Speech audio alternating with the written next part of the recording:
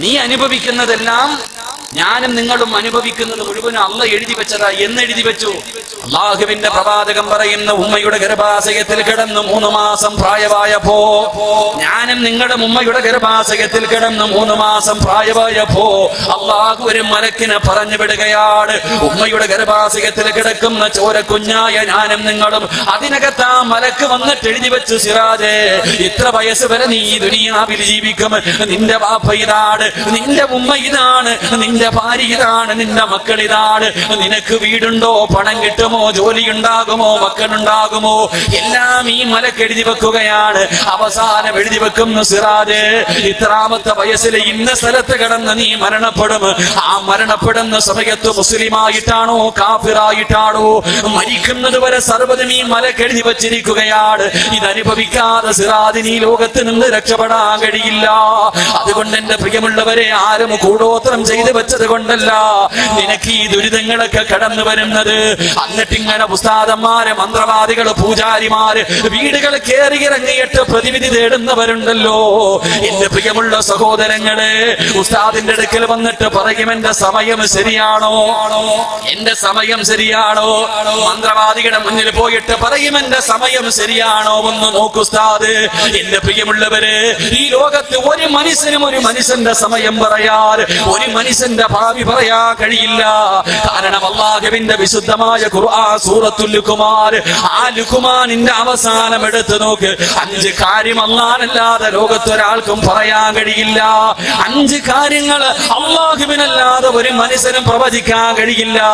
ആ 5 കാര്യങ്ങളിൽ ഒന്നാമത്തെ കാര്യം, ഇന്നല്ലാഹ ഇൻദഹു ഇൽമുസാ, ലോകം അവസാനിക്കുന്നതെന്നാണ്. അടയാളം പറയാനല്ലേ നമുക്ക് കഴിയൂ? ഒരു വെള്ളിയാഴ്ചയാണെന്നല്ലേ പറയാൻ കഴിയൂ? പക്ഷേ ഏത് മാസം, ഏത് വർഷം, ഏത് വെള്ളി എന്ന് പറയാ അല്ലാഹുവിനല്ലാതെ ലോകത്തൊരാളെ കൊണ്ടും കഴിയില്ല. വൈനസിലുൽ ഗൈസ, മഴ എപ്പോഴാണ് പെയ്യുന്നത്, മഴ എപ്പോഴാണ് പെയ്യുന്നത്, പെയ്യാൻ സാധ്യതയുണ്ടെന്ന് പറയാനല്ലാതെ ഇന്ന സമയത്ത് മഴ പെയ്യുമെന്ന് പറയാൻ ഈ പ്രപഞ്ചത്തിൽ ഒരു മന്ത്രവാദിക്കും കഴിയില്ലെന്ന് ഖുർആനാ പറയുന്നത്. വയഅലമു മാ ഫിൽ അർഹാം, ഉമ്മയുടെ ഗർഭാശയത്തിനകത്ത് കിടക്കുന്ന കുഞ്ഞ് ആണാണോ പെണ്ണാണോ, അവന് ജീവനുണ്ടോ, അവന് ചലിക്കുന്നുണ്ടോ, അവന് തിന്നുന്നുണ്ടോ, അവന് കൈകാലുണ്ടോ? എന്റെ പ്രിയമുള്ളവരെ, ഇത് പ്രവചിക്കാൻ 3 മാസം കഴിഞ്ഞാലേ ശാസ്ത്രത്തിന് കഴിയൂ. അതിനു മുമ്പ് പ്രവചിക്കാൻ ഒരാളെ കൊണ്ടും കഴിയില്ല. അല്ലാഹുവിന്റെ ഖുർആൻ പറയുന്നു, വമാ തദ്രീ നഫ്സുൻ മാദാ തക്സിബു ഗദാ. ഒരു മനുഷ്യന്റെ ഭാവി പറയാ, ഒരു മനുഷ്യന്റെ സമയം പറയാ, ഒരു മനുഷ്യന് നാളെ എന്ത് സംഭവിക്കുമെന്ന് പറയാ അല്ലാഹുവിനല്ലാതെ ഒരു മഖ്ലൂക്കിനും കഴിയില്ലെന്ന് വിശുദ്ധമായ ഖുർആനാ പറയുന്നത്. 5-ാമതായി പറയുന്നു, വമാ തദ്രീ നഫ്സുൻ ബിഅയ്യി അർദിൻ തമൂത്. ഒരു മനുഷ്യൻ എവിടെ കിടന്നാണ് മരിക്കുന്നത്, എവിടെയാണ് ഖബറടക്കുന്നത്? എന്റെ പ്രിയമുള്ളവരെ, 45 കൊല്ലം അല്ലാഹുവിന്റെ പള്ളിയിൽ ജോലി ചെയ്ത പ്രിയപ്പെട്ട ഉസ്താദിന്റെ ഖബർ എവിടെയാ? എന്റെ പ്രിയമുള്ളവരെ, മാറഞ്ചേരി പരിസരത്തുള്ളവർക്കറിയാ. ആ പള്ളിയുടെ മുന്നിലൂടെ കടന്നുപോയവരാണ്. അതുകൊണ്ട് എന്റെ പ്രിയമുള്ളവരോട് പറയുകയാ, ഒരു മനുഷ്യന്റെ ഭാവി പറയാ, ഒരു മനുഷ്യന് നാളെ എന്ത് സംഭവിക്കുമെന്ന് പറയാറ്, ഒരു മനുഷ്യന്റെ സമയം പറയാറ് ഈ ലോകത്ത് ഒരു മനുഷ്യനെയും കൊണ്ട് കഴിയില്ല.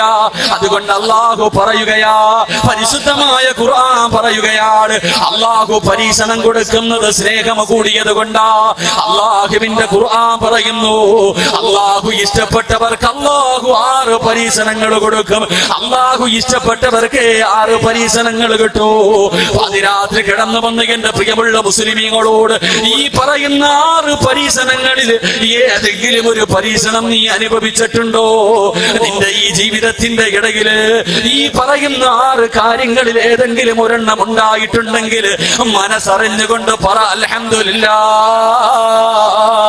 അല്ലാഹു ഇഷ്ടപ്പെട്ടവർക്ക് അല്ലാഹു 6 പരീക്ഷണം കൊടുക്കുമെന്ന് നബി മുഹമ്മദ് മുസ്തഫ സല്ലല്ലാഹു അലൈഹി വസല്ലം അല്ലാഹുവിന്റെ ഖുർആൻ പറയുന്നു, അല്ലാഹു ഇഷ്ടപ്പെട്ടവർക്ക് അല്ലാഹു 6 പരീക്ഷണം കൊടുക്കുമെന്ന് നബിയുനാ റസൂലുള്ളാഹി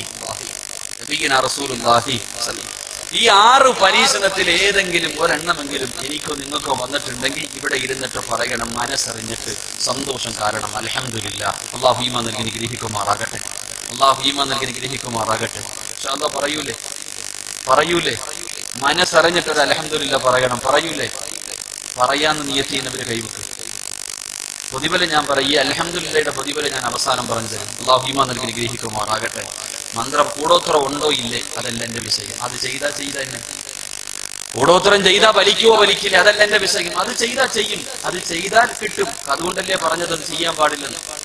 അത് വൻപാപത്തിൽ എഴുതാൻ പാരണം, അത് ചെയ്യാൻ പാടില്ല. ചെയ്തവനുള്ളത് അള്ളാഹ് കൊടുക്കാന്ന് പറഞ്ഞു. നീ എന്തിനാ വിഷമിക്കണം? കൂടോത്തരം ചെയ്യുന്നവനുള്ള പ്രതിഫലം കൊടുക്കാന്ന് അള്ളാഹ് ഏറ്റിട്ടുണ്ട്. നിന്റെ വിധിയെ അത് അനുഭവിക്കൽ, നീ അനുഭവിക്ക്. ഇനി നിനക്ക് എന്ത് സംഭവിച്ചാൽ അതിന്റെ ഉത്തരവാദിത്വം ഓന്റെ തലയില. നീ പേടിക്കണ്ട, ഓടി നടക്കണ്ടെന്ന് നബിയന റസൂലുള്ളാഹി. ഇനിയിപ്പോ ഇതിന് പ്രതിവിധി ഉണ്ടോ ഇല്ലേ അതും എന്റെ വിഷയമല്ല. പ്രതിവിധി ഉണ്ട്, അതിൻ്റെതായ വശം. പൈസ ഉണ്ടാക്കുന്ന പ്രതിവിധിയല്ല, ഖുർആൻ മാത്രമേ അതിന് പ്രതിവിധിയുള്ളൂ.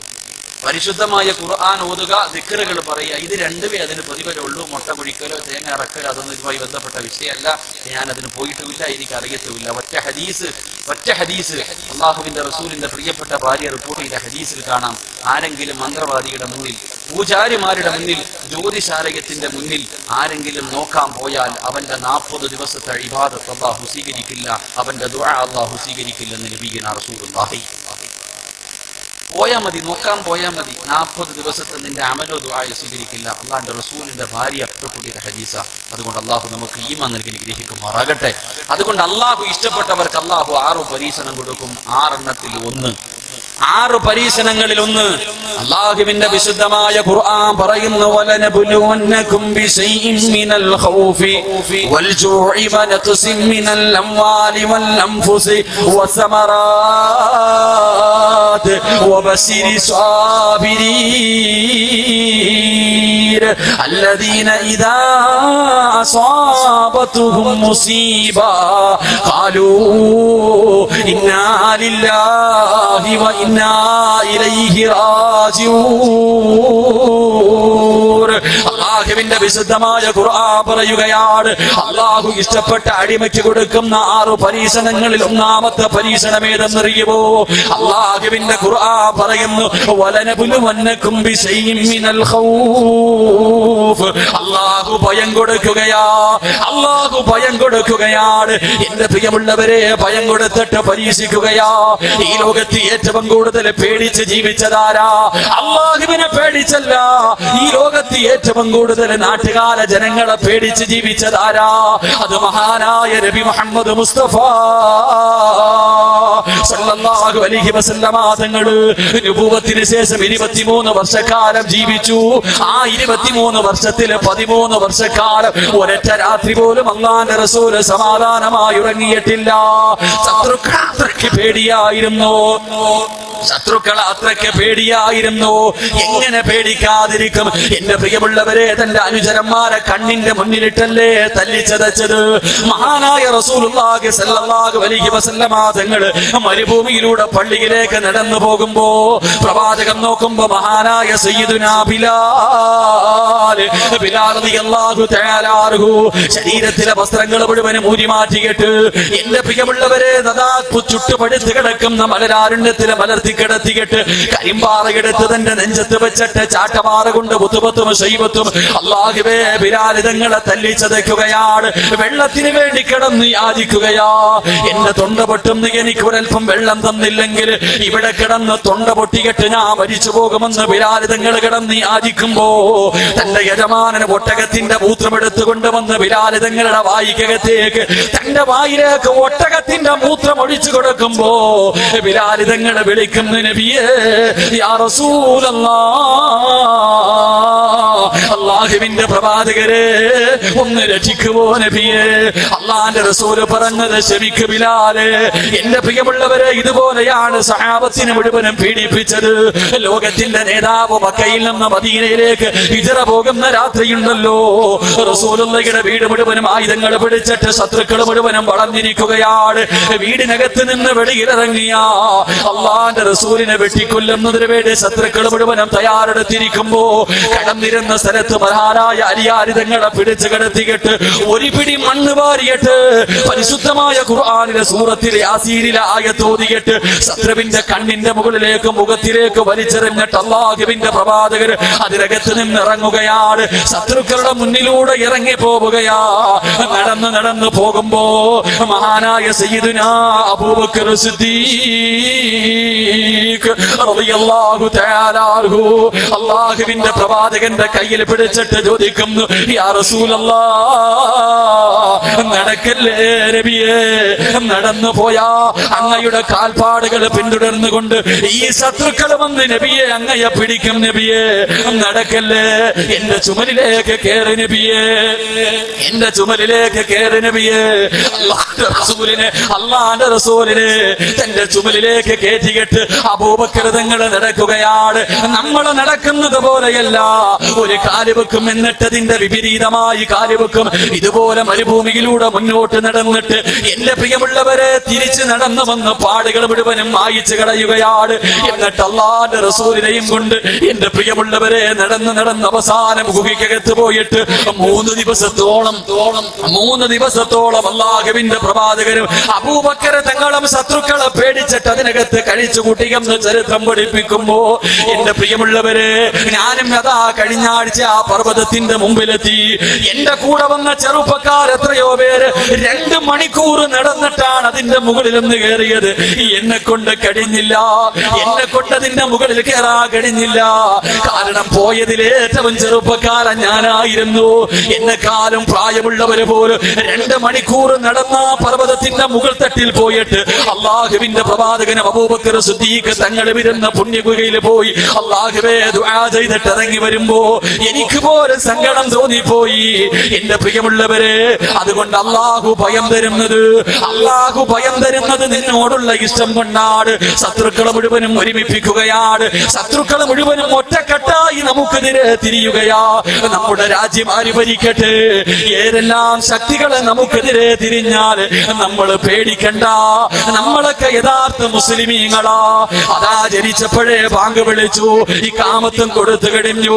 ഇനി എപ്പോഴാണ് ബാങ്കും കൊടുത്തു, ഇഖാമത്ത് കൊടുത്തു, ഇനി കുളിപ്പിച്ച് വെള്ള തുണിയിൽ പൊതിഞ്ഞിട്ട് പള്ളിക്കകത്ത് കൊണ്ടുവെക്കുമ്പോ എപ്പോഴാണ് ഇമാമത്ത് നിൽക്കാൻ ഉസ്താദ് വരുന്നതും കാത്തിരിക്കുന്നവരാ. മരിക്കാൻ പേടിയില്ലാത്തവരാ. ഒരു മുസ്ലിം ഒരിക്കലും മരിക്കാൻ പേടിക്കില്ല. ലോകത്ത് മുസ്ലിം അല്ലാതെ ഒരാളും അല്ലാഹുവിനോട് ഒരു നല്ല മരണം തരണേ എന്ന് ലോകത്തൊരു മനുഷ്യനും ദുആ ചെയ്യില്ല. നട റോഡിൽ കിടന്ന് ശത്രുവിന്റെ വെട്ടുകൊണ്ട് ഇഞ്ചിഞ്ചായി വെട്ടി മുറിച്ചിട്ട് നട റോഡിൽ കിടന്ന് മരിച്ചാൽ ആ വെട്ടുന്നവന്റെ മുഖത്ത് നോക്കിയിട്ട് പുഞ്ചിരിച്ചുകൊണ്ട് ലാ ഇലാഹ ഇല്ലല്ലാഹ് എന്ന് പറഞ്ഞിട്ട് മരിക്കാൻ കൊതിക്കുന്നവരാണ്. അതുകൊണ്ട് നമ്മൾ ആരെയും ഭയപ്പെടണ്ട. അതുകൊണ്ട് ശത്രുക്കൾ മുഴുവനും ഒരുമിക്കട്ടെ, അയൽവാസികൾ മുഴുവനും ഒറ്റക്കെട്ടാകട്ടെ, നാട്ടുകാർ മുഴുവനും നിന്നെ ഒറ്റപ്പെടുത്തട്ടെ. ഏത് പ്രതിസന്ധി വന്നാല് തളരല്ലേ സഹോദരാ. എന്റെ പ്രിയമുള്ള പെങ്ങള്, ചെയ്യാത്ത തെറ്റിന്റെ പേരിൽ നാട്ടുകാർ മുഴുവനും നിന്നെ കളിയാക്കട്ടെ, പരിഹസിക്കട്ടെ, നാണം കെടുത്തട്ടെ. ആത്മഹത്യ ചെയ്യല്ലേ പെങ്ങള്, നിന്നെ കൊണ്ട് കഴിയില്ല പെങ്ങള്. ഒരു യഥാർത്ഥ വിശ്വാസിയെ കൊണ്ട് ആത്മഹത്യ ചെയ്യാൻ കഴിയില്ല. മക്കളൊക്കെ പരീക്ഷ എഴുതിയിട്ട് കാത്തിരിക്കുകയാണ്. SLCയുടെ റിസൾട്ട് വരുമ്പോ ഒരു വലിയ വിജയത്തിന് വേണ്ടി കാത്തിരിക്കുന്നവരാ. അതാ അർഹിച്ച വിജയം കിട്ടിയില്ലെങ്കിൽ പിന്നെ ഒരു തുണ്ട് കയറെടുത്തിട്ട് പാലിൽ കെട്ടിയിട്ട് തൂങ്ങിച്ചാവാ തയ്യാറെടുക്കുന്ന എന്റെ പ്രിയമുള്ള യുവത്വത്തോട്, നരമ്പ് മുറിക്കുന്ന എന്റെ പ്രിയമുള്ളവരോട്, എത്ര വലിയ വേദനയുണ്ടായാൽ ഏത് പ്രതിസന്ധിയിലും പിടിച്ചു നിൽക്കാനുള്ള ഒരു ദിക്ർ ഞാൻ പറഞ്ഞു തരാ. എന്റെ പ്രിയമുള്ളവരെ, ആരൊക്കെ ഒറ്റപ്പെടുത്തിയാലും അല്ല ഒറ്റപ്പെടുത്തൂല. നിന്നെ സൃഷ്ടിച്ചത് റബ്ബാ. നിന്റെ കാലിൽ ഒരു മുള്ളു കൊള്ളുന്നത് പോലും അല്ലാഹു സഹിക്കില്ല. നിന്റെ ഉമ്മയ്ക്കല്ല നിന്നോട് സ്നേഹം കൂടുതൽ, നിന്റെ വാപ്പയ്ക്കല്ല, നിന്റെ കൂടെ കിടന്ന ഭർത്താവിനല്ല, നിന്റെ വയറ്റിൽ 9 മാസം കിടന്ന നിന്റെ മക്കൾക്കല്ല. നിങ്ങളെ ഏറ്റവും കൂടുതൽ സ്നേഹം അല്ലാഹുവിനാണ്. ആ അല്ലാഹു ഒരിക്കലും നിന്നെ കൈവിടൂല. അതുകൊണ്ട് പ്രതിസന്ധികളെ പിടിച്ചു നിൽക്കാനുള്ള ഒരു ദിക്ർ ഞാൻ പറഞ്ഞു തരാ. മഹാനായ അഷ്റഫുൽ ഖൽഖ് നബി മുഹമ്മദ് മുസ്തഫ സല്ലല്ലാഹു അലൈഹി വസല്ലമ തങ്ങളുടെ പ്രിയപ്പെട്ട ഭാര്യയാണ് ആയിഷ ബീവി റളിയല്ലാഹു തആല അൻഹ. അല്ലാഹുവിന്റെ റസൂലിന്റെ ഭാര്യമാരിൽ വയസ്സ് കുറഞ്ഞവളാണ് ആയിഷ ബീവി. ആയിഷ ബീവി റളിയല്ലാഹു റളിയല്ലാഹു തആല അൻഹയെ കുറിച്ച് അതാ മുനാഫിക്കീങ്ങൾ പറഞ്ഞു പരത്തുകയാണ്. ആയിഷ ബീവി വ്യഭിചരിച്ചു. സൗബാൻ റളിയല്ലാഹു തആല ഒരു ചെറുപ്പക്കാരനായ സഹാബിയാണ്. ഈ സഹാബിയുമായി ചേർത്ത് വെച്ചിട്ട് പറയാൻ തുടങ്ങുകയാ. ഇന്നല്ല തുടങ്ങിയത് 1400 വർഷങ്ങൾക്ക് മുമ്പ് അള്ളാന്റെ റസൂലിന്റെ ഭാര്യയെ പോലും വെറുതെ വിടാത്ത ഒരു സമുദായം ഉണ്ടായിരുന്നു. അള്ളാന്റെ റസൂലിന്റെ ഭാര്യമാരെ പോലും അവര് വെറുതെ വിട്ടില്ല. അള്ളാന്റെ റസൂലിന്റെ ഭാര്യ ആയിഷ ബീവി വ്യഭിചരിച്ചെന്ന് പറഞ്ഞു പരത്തുകയാ. സഹാബത്ത് മുഴുവനും വിശ്വസിച്ചു. അള്ളാന്റെ റസൂലിന്റെ സഹാബത്ത് മുഴുവനും വിശ്വസിക്കുകയാണ്. അവസാനം അവിടെയും ഇവിടെയും നിന്നിട്ട് സഹാബത്ത് പറയാൻ തുടങ്ങി. അള്ളാന്റെ റസൂലിനെ കേട്ട് കേട്ട് സഹിക്കാൻ കഴിഞ്ഞില്ല. തന്റെ ഭാര്യയെ കുറിച്ച് അപവാദം പറയുന്നത് കേട്ടപ്പോ പ്രവാചകന്റെ കണ്ണ് നിറഞ്ഞു പോയി. അള്ളാന്റെ റസൂല് വീട്ടിലേക്ക് വന്നിട്ട് പറയുന്നു, ആയിഷ കുറച്ചു ദിവസം നിന്റെ വീട്ടിലേക്ക് പോയി നിൽക്ക ആയിഷ, കുറച്ചു ദിവസം നിന്റെ വീട്ടിലേക്ക് പോയി നിൽക്ക ആയിഷ. ആയിഷ ബീവിയുടെ ഹൃദയം പൊട്ടുകയാണ്. ഭർത്താവ് വീട്ടിൽ നിന്ന് പറഞ്ഞു വിടുകയാണ്. ആയിഷ ബീവി കരഞ്ഞുകൊണ്ട് വീടിന്റെ വെളിയിലിറങ്ങുമ്പോ തന്റെ പ്രിയപ്പെട്ട വാപ്പയായ അബൂബക്കർ സിദ്ദീഖ് റളിയല്ലാഹു തആല അൻഹു വാപ്പയുടെ കയ്യിലേക്ക് തന്റെ പൊന്നുമോള് ഓടിച്ചെന്ന് കെട്ടിപ്പിടിച്ചു. എന്നിട്ട് പറയുന്ന, ഉപ്പാ ഞാൻ വ്യഭിചരിക്കുമോ ഉപ്പാ? ഞാൻ അല്ലാഹുവിന്റെ റസൂലിന്റെ ഭാര്യയാണ്, ഞാൻ അല്ലാഹുവിന്റെ പ്രവാചകന്റെ ഭാര്യയാണ്. ഞാൻ എങ്ങനെ തെറ്റ് ചെയ്യുമോ? ഞാൻ വ്യഭിചരിക്കുമോ? തന്റെ പ്രിയപ്പെട്ട വാപ്പ മുഖത്ത് നോക്കിയിട്ട് പറയുന്നു, മോളെ ആയിഷ വിശ്വസിക്കലല്ലാതെ വഴിയില്ല ആയിഷ, വിശ്വസിക്കലല്ലാതെ വഴിയില്ല ആയിഷ. ആയിഷ ബീവി റളിയല്ലാഹു തആല അൻഹ വാപ്പയുടെ കയ്യിൽ നിന്നിറങ്ങുകയാണ്. കരഞ്ഞുകൊണ്ട് ഓടിച്ചെല്ലുന്നത് തന്റെ പ്രിയപ്പെട്ട മാതാവിന്റെ മുന്നിലേക്കാ. മക്കളെ കരഞ്ഞ ഉമ്മയ്ക്ക് സഹിക്കുവോ? ആയിഷ ബീവി ഓടിച്ചെന്നിട്ട് തന്റെ പ്രിയപ്പെട്ട മാതാവിനെ കെട്ടിപ്പിടിച്ച് പൊട്ടിക്കരഞ്ഞുകൊണ്ട് അവിടെന്ന് പറയുന്ന, ഉമ്മ ഇവര് പറയുന്നത് കള്ളവാ, ഞാനങ്ങനെ ചെയ്തിട്ടില്ല. ആയിഷ ബീവി തന്റെ പ്രിയപ്പെട്ട മാതാവിനോട് പറയുമ്പോൾ 9.5 മാസക്കാല വയറ്റിൽ ചുമന്നുകൊണ്ട് നടന്ന് മരണവേദനയുടെ വേദനയും നൊന്ത് പ്രസവിച്ച തന്റെ പ്രിയപ്പെട്ട മാതാവ് ആയിഷ ബീവിയുടെ മുഖത്ത് നോക്കിയിട്ട് പറയുന്നു, മോളെ ആയിഷ തെളിവുകൾ മുഴുവനും നിനക്ക് എതിരാണ്, വിശ്വസിക്കലല്ലാതെ വഴിയില്ല. വാപ്പ കൈയൊഴിഞ്ഞു, ഉമ്മ കൈയൊഴിഞ്ഞു, ഭർത്താവ് കൈയൊഴിഞ്ഞു. ഒരു നാട് മുഴുവനും വ്യഭിചാരി എന്ന മുദ്രകുത്തി. ആയിഷ ബീവി എന്ന 14 വയസ്സുകാരി പതറിയില്ല. ഒരു നാട് മുഴുവനും വ്യഭിചാരി എന്ന മുദ്രകുത്തി കെട്ട് കളിയാക്കിയപ്പോഴും ഒറ്റപ്പെടുത്തിയപ്പോഴും 14 വയസ്സുള്ള ആയിഷ ബീവി പതറിയില്ല. പെങ്ങളെ തൂങ്ങി മരിച്ചില്ല, വിഷമെടുത്ത് കുടിച്ചില്ല, നരമ്പ് മുറിച്ചില്ല. പടച്ചവനെന്നെ കൈവിടില്ലെന്നുള്ള ഈമാൻ ആയിഷ ബീവിക്കുണ്ടായിരുന്നു. വീടിനകത്ത് കയറുകയാണ്, നിസ്കാരപ്പായിലിരുന്ന് കരയുകയാണ്. 14 ദിവസം കരഞ്ഞു. 15ാമത്തെ ദിവസം സുബഹി നമസ്കാരം കഴിഞ്ഞപ്പോ അല്ലാഹുവിന്റെ പ്രവാചകന് ചിരിക്കുന്ന മുഖത്തോടെ, അല്ലാഹുവിന്റെ റസൂല് ചിരിക്കുന്ന മുഖത്തോടെ ആയിഷ ബീവിയുടെ വീട്ടിലേക്ക് കടന്നു വരികയാണ്. ആയിഷ ബീവിയുടെ വീട്ടിലേക്ക് കടന്നു വരികയാ. അല്ലാഹുവേ, റസൂലിന്റെ മുഖത്തെ പുഞ്ചിരി കണ്ടിട്ട്, അല്ലാഹുവിന്റെ റസൂലിന്റെ മുഖത്തെ പുഞ്ചിരി കണ്ടിട്ട് ആയിഷ ബീവി റളിയല്ലാഹു തആല അൻഹ ഇറങ്ങി ഓടുകയാണ്. ഓടിച്ചെന്നിട്ട് അല്ലാഹുവിന്റെ റസൂലിനെ കെട്ടിപ്പിടിച്ചിട്ട് അവിടെന്ന് ചോദിക്കുന്നു, നബിയേ ഖുർആനിൽ ആയത്തിറങ്ങിയോ നബിയേ? ആയിഷ തെറ്റ് ചെയ്തിട്ടില്ലെന്ന് ജിബ്രീൽ വന്നു പറഞ്ഞോ നബിയേ? അല്ലാഹുവിന്റെ ഖുർആനിൽ ആയത്തിറങ്ങിയോ നബിയേ? അല്ലാഹുവിന്റെ റസൂൽ പറയുന്നു, ആയിഷ ഇന്നലെ ജിബ്രീൽ വന്ന ആയിഷ, ഖുർആനിൽ ആയത്തിറങ്ങി ആയിഷ, നീ തെറ്റുകാരിയല്ലെന്ന് അല്ലാഹു പറഞ്ഞു ആയിഷ.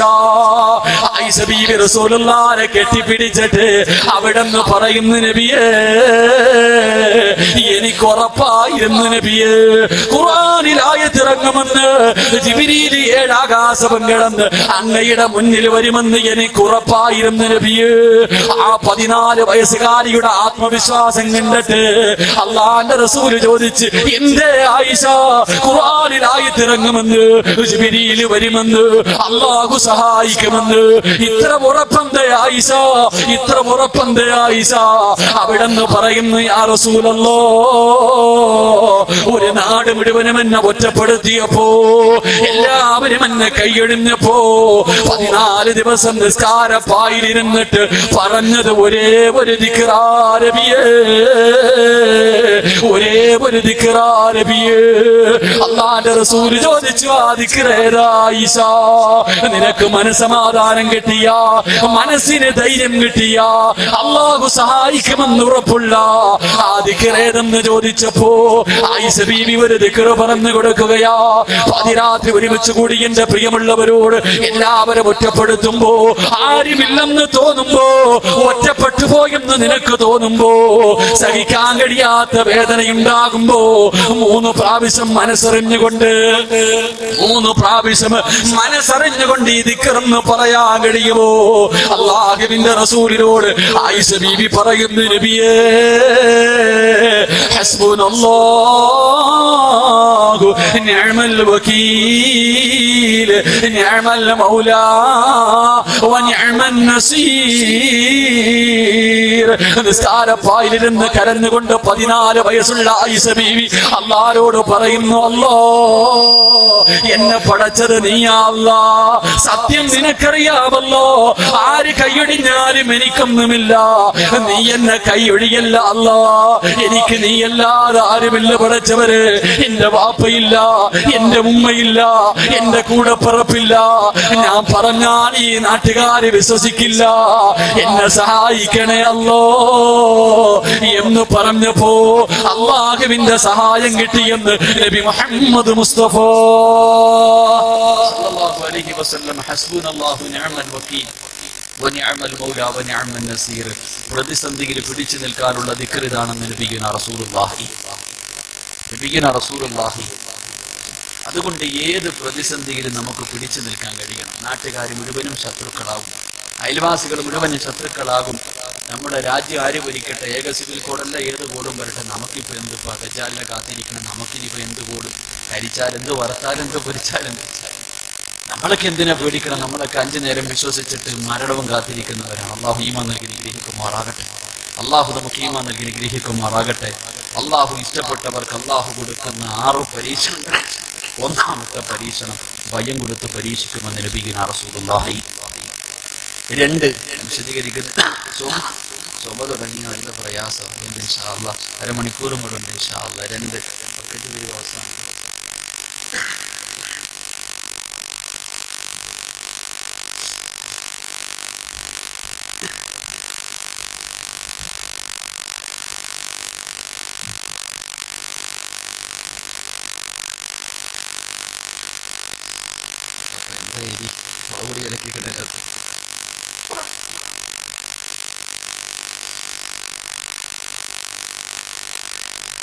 അള്ളാഹു നമുക്ക് ഈമാൻ നൽകി നിഗ്രഹിക്കുമാറാണ്.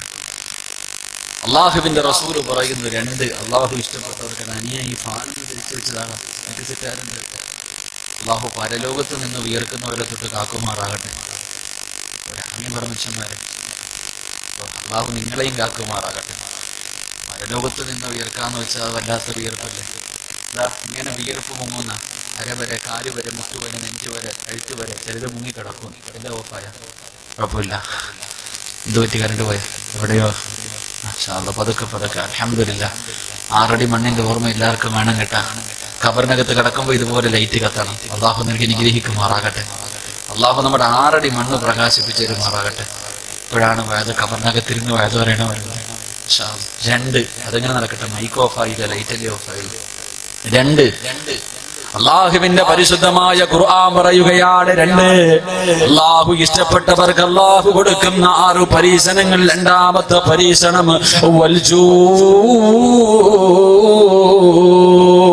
അള്ളാഹു വിശപ്പ് കൊടുത്ത് പരീക്ഷിക്കുകയാണ്. അള്ളാഹു പട്ടിണി കൊടുക്കുകയാണ്. അള്ളാഹു പട്ടിണി കൊടുക്കുകയാ. എന്റെ പ്രിയമുള്ളവരെ, ലോകത്തെ ഏറ്റവും കൂടുതൽ പട്ടിണി കിടന്നതാരാണ്? ഈ പ്രപഞ്ചത്തിൽ നമ്മളാരുമല്ല പട്ടിണി കിടന്നത്. ഈ ലോകത്തെ ഏറ്റവും കൂടുതൽ പട്ടിണി കിടന്നത് മഹാനായ നബി മുഹമ്മദ് മുസ്തഫ സല്ലല്ലാഹു അലൈഹി വസല്ലമ തങ്ങളായിരുന്നു. മുസ്ലിമായതിന്റെ പേരിൽ അള്ളാഹുവിന്റെ പ്രവാചകനെയും തന്റെ അനുചരന്മാരെയും ശൈഖ് അബീ അബീ താലിബ് എന്ന് പറയുന്ന മലഞ്ചരിവില് അല്ലാഹുവിന്റെ റസൂൽ സഹാബത്ത് അവിടെ പട്ടിണി കിടന്നത് 3 വർഷമായിരുന്നല്ലോ. 3 കൊല്ലമാണ് പട്ടിണി കിടന്നത്. അവസാനം തിന്നാൻ ഭക്ഷണമില്ലാതെ പച്ചില പറിച്ചിട്ട് തിന്നുകയാണ്. നമ്മുടെ വീട്ടിലെ ആടുണ്ടല്ലോ, ഇല തിന്നിട്ട് ആട് കാസിക്കുന്നത് പോലെ അല്ലാഹുവിന്റെ പ്രവാചകനും അനുചരന്മാരും ആട് കാസിക്കുന്നത് പോലെ, മൃഗങ്ങളെ കാസിക്കുന്നത് പോലെ കാസിക്കുകയാ. എന്റെ പ്രിയമുള്ളവരെ, സഹാബത്ത് പറയുന്നുണ്ട്, ഇലയുടെ മുകളിലൂടെ നടന്നു പോയ പുഴുക്കളുണ്ടല്ലോ, ഇലയുടെ മുകളിലൂടെ നടന്നു പോയ പുഴുക്കളെ പോലും വിശപ്പ് കാരണം ഞങ്ങളടുത്ത് കടിച്ചു എന്ന് ചരിത്രം പഠിപ്പിക്കുമ്പോ, എന്റെ പ്രിയമുള്ളവരെ, പട്ടിണി എന്ന് പറഞ്ഞാൽ ഇതാണ്. ഇത് അല്ലാഹുവിന്റെ റസൂൽ ഇസ്ലാമിന്റെ പ്രബോധനം തുടങ്ങിയ കാലത്താണെങ്കിൽ റസൂലുള്ള വഫാത്താകുന്ന 63-ാമത്തെ വയസ്സിലാ. 63-ാമത്തെ വയസ്സിൽ ലോകത്തോട് വിട പറയുന്ന പ്രവാചകര് റബീഉൽ അവ്വൽ 12-നാണ് വിട പറഞ്ഞത്.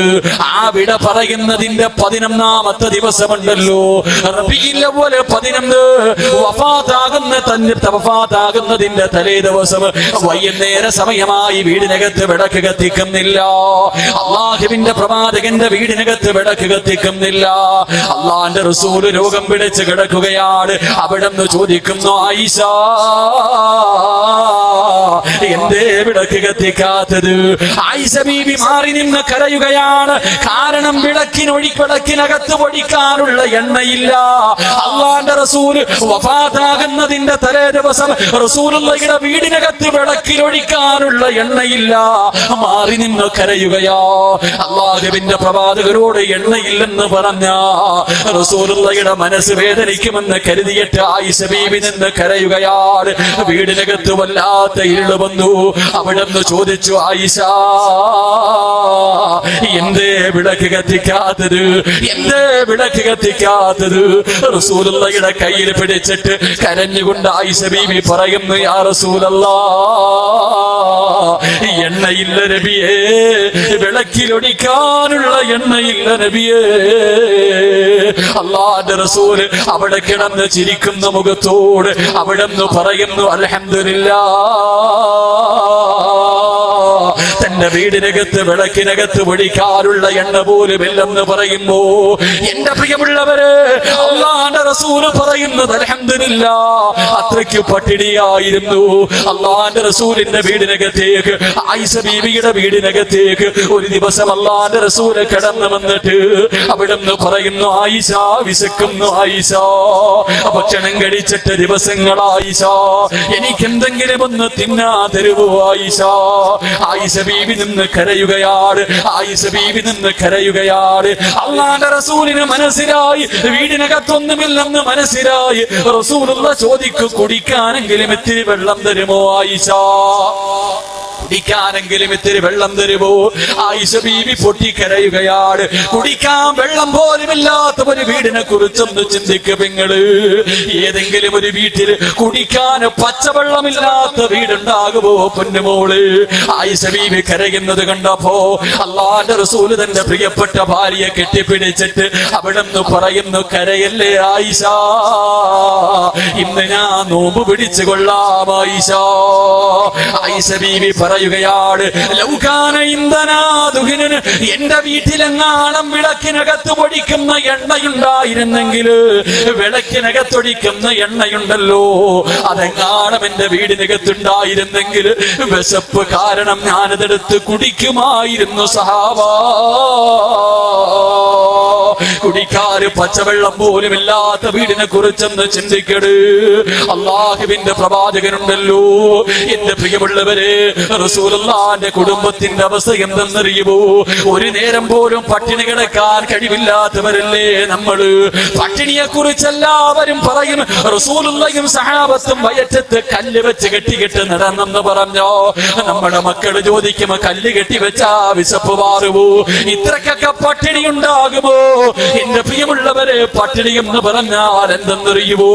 അല്ലാഹുവിന്റെ റസൂൽ ഒരു ദിവസം പള്ളിയിലേക്ക് നടന്നു വരികയോ, തന്റെ പ്രിയപ്പെട്ട പൊന്നുമോള് ഫാത്തിമ ബീബി റളിയല്ലാഹു തആല അൻഹയുടെ വീടിന്റെ മുന്നിലൂടെ റസൂലുള്ളാഹി പള്ളിയിലേക്ക് നടന്നു വരുമ്പോ ഫാത്തിമയുടെ വീടിനകത്ത് വല്ലാത്ത കരച്ചിലാണ്. ഹസൻ ഹുസൈൻ റളിയല്ലാഹു തആല അൻഹുമാ രണ്ടുപേരും വീടിനകത്ത് കിടന്ന് വല്ലാത്ത കരച്ചിലാണ്.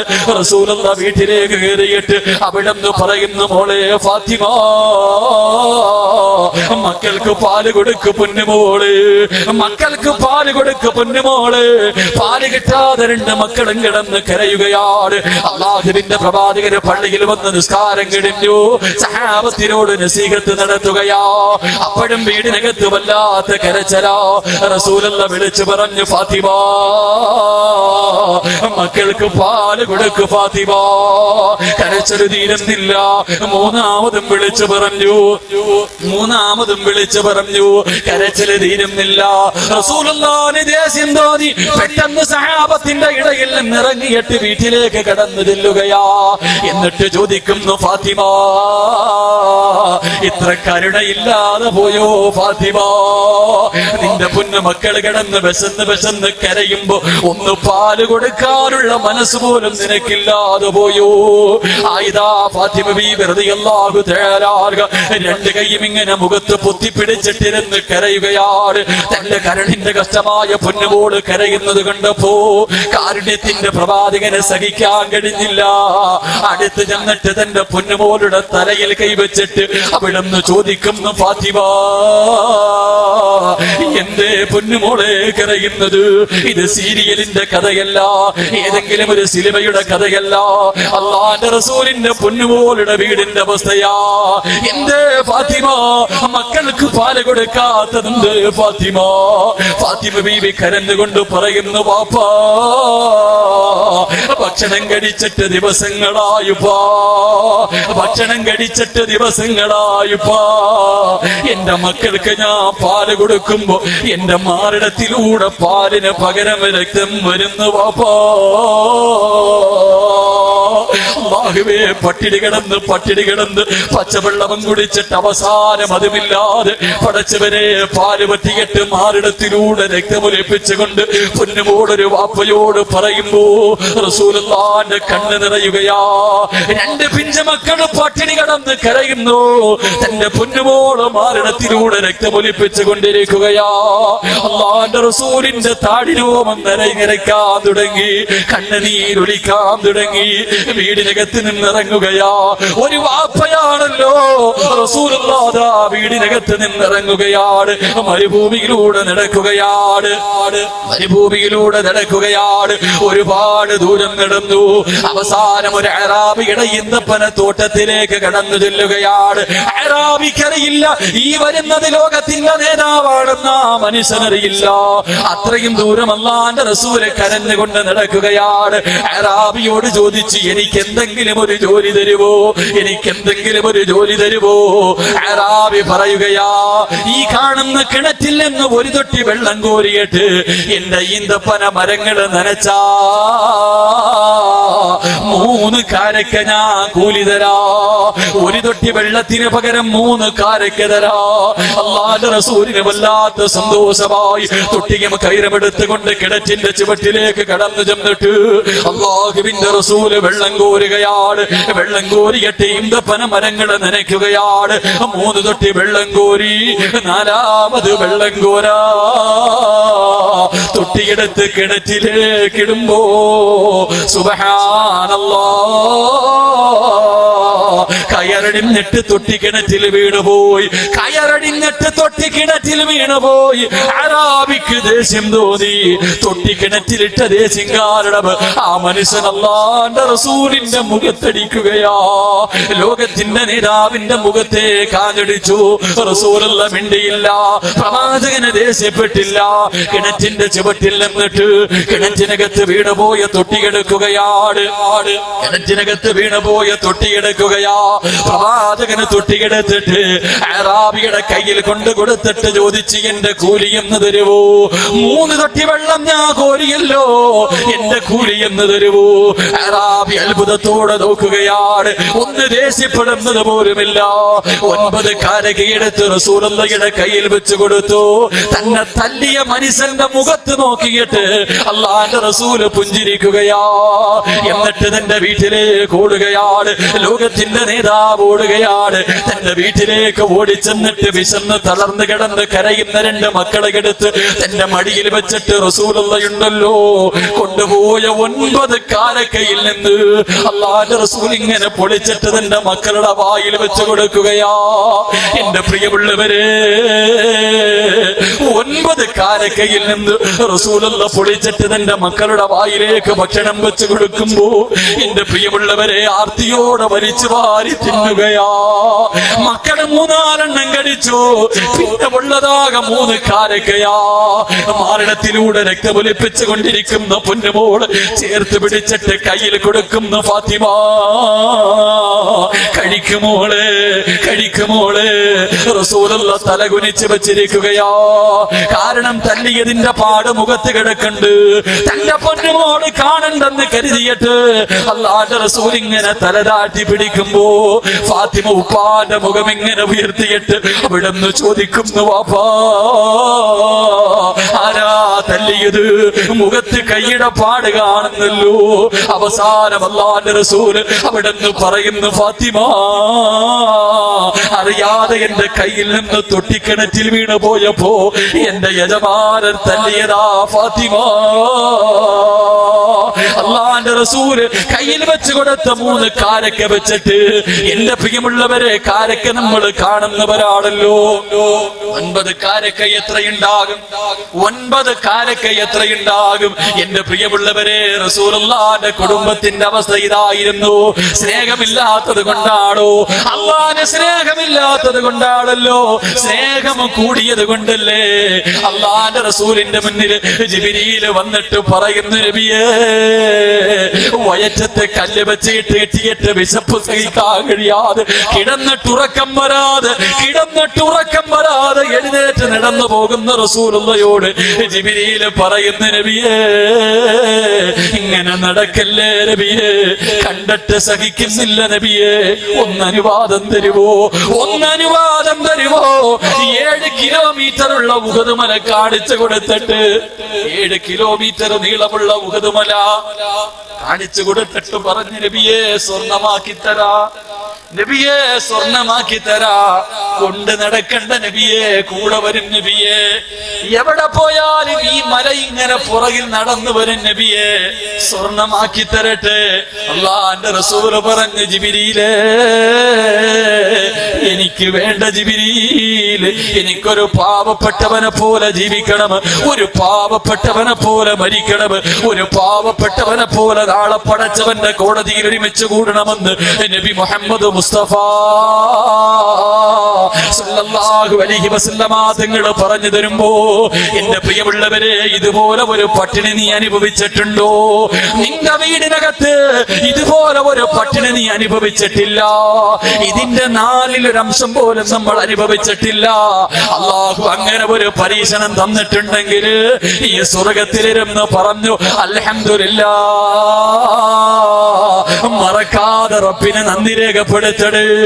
അതുകൊണ്ട് പരിശുദ്ധമായ ഖുർആൻ പറയുകയാണ്, അല്ലാഹു ഇഷ്ടപ്പെട്ട അടിമകൾക്ക് അല്ലാഹു കൊടുക്കുന്ന 6 പരീക്ഷണങ്ങളിൽ 2ാമത്തെ പരീക്ഷണം വൽജൂ, അല്ലാഹു വിശപ്പ് കൊടുത്ത് പരീക്ഷിക്കുമെന്ന് നബി മുഹമ്മദ് മുസ്തഫ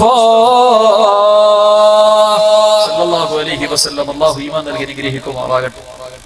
എന്റെ പ്രിയമുള്ളവരെ, നമുക്കൊക്കെ പട്ടിണി എന്ന് പറയാനേ അറിയൂ, അനുഭവിച്ചിട്ടില്ല. അല്ലാഹു ഈമാൻ നൽകി അനുഗ്രഹിക്കുമാറാകട്ടെ. അല്ലാഹു ഈമാൻ നൽകി അനുഗ്രഹിക്കുമാറാകട്ടെ. അല്ലാഹു ഇഷ്ടപ്പെട്ടവർക്ക് അല്ലാഹു കൊടുക്കുന്ന 3ാമത്തെ സമയമായപ്പോ നിർത്താറായ 11 മണിക്ക് നിർത്താന്ന് പറഞ്ഞിപ്പോ ഇൻഷാ അല്ലാഹ് 50 എന്ത് വേണം? ദുആ ചെയ്യാം. ഇതപ്പോ പറയപ്പോ ഞാൻ 10 മണിക്ക് 11 മണിക്ക് നിർത്താന്ന് പറഞ്ഞു. വാക്ക് പറഞ്ഞാൽ പാലിക്കണം. ഒറ്റ വാക്ക് പാലിക്കാത്തതിന്റെ പേരില നമ്മുടെ വാപ്പായെ അള്ളാഹു അടിച്ചിറക്കി വിട്ടത്. നമ്മുടെ വാപ്പയെയും ഉമ്മയെയും ഒരു വാക്കേ പറഞ്ഞത്, നിസ്കരിക്കണം എന്നല്ല പറഞ്ഞത്. ആ കാണുന്ന മരത്തിന്ന് പഴം തിന്നില്ല. വാപ്പായുമായും കൂടെ പോയി രണ്ടിനെയും പുറത്താക്കി. ഊടുതുണി പോലും കൊടുത്തില്ല. അള്ളാഹു ഈമാൻ നൽകി അനുഗ്രഹിക്കുമാറാകട്ടെ. പിന്നെ ഇപ്പൊ നമ്മുടെ അവസ്ഥ എന്താപ്പാ? ഇപ്പൊ എന്ത് വേണം നിങ്ങൾ പറ. എനിക്ക് ഈ 6 എണ്ണത്തിലും 3 എണ്ണമെങ്കിലും പറയണമെന്നുണ്ട്. നിങ്ങൾ ഇരുന്നാ ഒന്നും കൂടെ പറയും. എന്ത് വേണം പറയണമെന്ന് ഉസ്താദ് ബാക്കി കൂടെ പറയണമെന്ന് ആഗ്രഹമുള്ളവരൊന്ന് കൈവക്കിക്ക്. പൈസ വിരിക്കുമ്പോൾ ഇതുപോലൊന്ന് പൊക്കണം. പൈസ ഞാൻ ചോദിക്കും, അപ്പോഴിതുപോലൊന്ന് പൊക്കണം ഇൻഷാ അല്ലാഹ്. കേട്ടാ കൊടുക്കൂലേ? അള്ളാന്റെ പള്ളിക്ക് വേണ്ടിയാ. നിനക്കെന്ത്? പെണ്ണുങ്ങൾ മനുഷ്യന്മാരെ വഴുതൊന്നും വേണ്ട. ഒരു മനുഷ്യനെ നന്നാകാൻ മരിച്ച വീട്ടിൽ പോയാൽ മതി. അള്ളാഹു ഈമാൻ നൽകി അനുഗ്രഹിക്കുമാറാകട്ടെ. അള്ളാഹു ഈമാൻ നൽകി അനുഗ്രഹിക്കുമാറാകട്ടെ. മരിച്ച വീട്ടിൽ പോകുമ്പോഴേ ഒറ്റ ഒന്ന് കാര്യം നോക്കിയാൽ മതി. മരിച്ചവന്റെ ഭാര്യ പറയണ ഒരൊറ്റ ഡയലോഗ് കേട്ടാൽ മതി. നിങ്ങളൊക്കെ മരിച്ചുപോയെന്ന് സങ്കല്പിക്കുക. അള്ളാഹു നല്ല മരണം നൽകി അനുഗ്രഹിക്കുമാറാകട്ടെ. ഓ അള്ളാഹു നല്ല മരണം നൽകി അനുഗ്രഹിക്കുമാറാകട്ടെ. ഓ ഇപ്പോഴൊന്നും തീരൂല എന്നാ വിചാരിക്കണേ. ഞാൻ അപ്പുറത്തെ പള്ളി വന്നപ്പോ മരണത്തിന്റെ 3 അടയാളം പറഞ്ഞു തന്നായിരുന്നു. കേട്ടില്ലേ? 3 അടയാളം. ഒരു മനുഷ്യന്റെ മരണം എത്തിയെന്ന് മനസ്സിലാക്കാൻ പറ്റുന്ന 3 അടയാളം. നിന്റെ താടിയിലെയോ തലയിലെയോ ഒരു രോമമെങ്കിലും നരച്ചിട്ടുണ്ടെങ്കിൽ നിന്നെ മരണം അടുത്തു എന്ന് നബിയിന റസൂലുള്ളാഹി. നരക്ക, മുടിയും താടിയൊക്കെ നരക്ക മരണത്തിന്റെ അടയാളമാണ്. അപ്പൊ പലതും നരച്ചു കഴിഞ്ഞ് തയ്യാറെടുത്തോ. അള്ളാഹു നല്ല മരണം നൽകി അനുഗ്രഹിക്കുമാറാകട്ടെ. നമ്മുടെ ഭാര്യ നീ മരിച്ച് വീടിനകത്ത് വെള്ള തുണിയിൽ പുതച്ചിങ്ങനെ കടത്തിയിരിക്കുക. നിങ്ങളെ പറയണ്ട, എന്നെ പറയാം. ഇപ്പൊ ഞാൻ മരിച്ചു കിടക്കുക. ഞാനിപ്പോ ഇങ്ങനെ വഴുത് പറഞ്ഞുകൊണ്ടിരിക്കുമ്പോ അങ്ങനെ മരിച്ചുപോയി. അള്ളാഹു നല്ല മരണം നൽകി അനുഗ്രഹിക്കുമാറാകട്ടെ. നിങ്ങൾക്ക് എന്തേ മനുഷ്യ പേടി? എനിക്ക് പേടിയൊന്നുമില്ല. അള്ളാഹു നല്ല മരണം നൽകി അനുഗ്രഹിക്കുമാറാകട്ടെ. നിങ്ങളെല്ലാരും കൂടെ ചേർന്ന് ഒരു ആംബുലൻസ് വിളിച്ച് എന്റെ വീട്ടിൽ കൊണ്ടുപോകും. നാളെ വീട്ടിൽ ഭയങ്കര തിരക്കാ. എന്റെ വീട്ടിൽ വലിയ തിരക്കാ. എന്നെ കാണാൻ വരെയില്ല എല്ലാരും. അർച്ചനെ അപ്പൊ ഇങ്ങനെ വീട്ടിൽ എന്റെ ഉമ്മ നിന്ന് കരയണു, കൂടപ്പുറപ്പ് കരയണ, എല്ലാരും കരയാ. അവസാനം ഇങ്ങനെ കുളിപ്പിച്ച് കിടത്തുമ്പോ എന്റെ ഭാര്യ സുമയ്യ എന്റെ മോനെ ഇങ്ങനെ കെട്ടിപ്പിടിച്ചിരുന്ന് കരയുമ്പോ ഇവള് പറയണൊരു വാക്കുണ്ട്. എന്താ പറയാ? ഞാൻ എന്റെ കാര്യം പറയാം, നിങ്ങൾ നിങ്ങളുടെ ഭാര്യമാരെ ചിന്തിച്ചാൽ മതി. എന്താ പറയാ? പെണ്ണുങ്ങളെ കുറ്റപ്പെടുത്തല്ല. എന്താ പറയാ? അള്ളാഹു ഇനി എന്റെ മക്കൾക്ക് ആരാ അള്ളാഹ് ഉള്ളത്? ഓളപ്പോഴും ഓളുടെ കാര്യം നോക്കണേ. ഇനി എനിക്ക് എന്റെ മക്കൾക്ക് ഇന്ന് വരെ ഈ മനുഷ്യനെ തിന്നാൻ തന്ന ഇങ്ങാര് പോയല്ലോ അള്ളാഹ്, ഇനി ആരാ ഉള്ളത്? അള്ളാഹു ഈമാൻ നൽകി അനുഗ്രഹിക്കുമാറാകട്ടെ.